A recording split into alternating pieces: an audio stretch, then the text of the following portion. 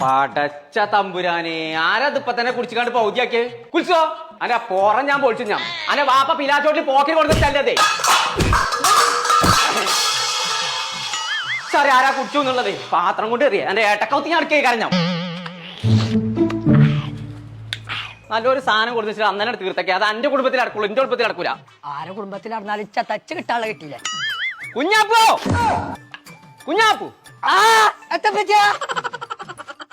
എവിടുന്നാണ് ഇപ്പൊ ഒച്ച കേക്കുണ്ട്?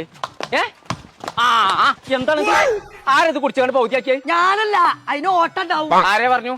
ഇതിന് ഓട്ടൊന്നുമില്ല. ഇപ്പൊ എത്തിന് കൊടുന്നച്ചാ ഇത് നോൻ പറക്കുമ്പോ വെള്ളം കലക്കി കുടിച്ചാണേ. ഇതൊരു ഒറ്റ ഗ്ലാസ് കുടിച്ചാൽ മതി, മനസ്സിന്റെ ക്ഷീണാണ് വിടുവേ. ഇത് എനിക്കല്ല, എനിക്കൊക്കെ ഉപകാരപ്പെടും. എന്നാലും പിറ്റേ ദിവസം നോൻ പോയിക്കോളൂ. എന്നിട്ട് ഇത് നിങ്ങൾ എവിടെ വെച്ചിന്? ഫ്രിഡ്ജില്. എന്തേ? അത് നീരാവിയായി ഉണ്ടാവും. നിങ്ങൾക്ക് സയൻസിനെ കുറിച്ച് തീരെ അറിയില്ലല്ലേ? സയൻസ് അത്ര അറിയില്ല.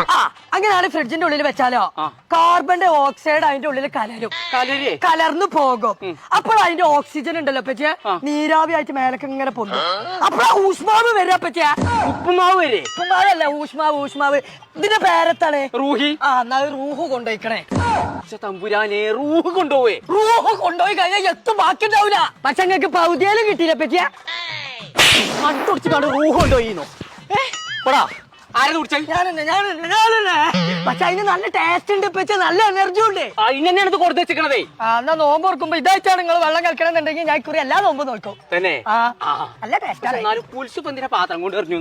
പുൽസോ, പുൽസുവിന്റെ റൂഹ് നീ അടുക്കും. പുൽസോ ചെങ്കള് നമ്മള്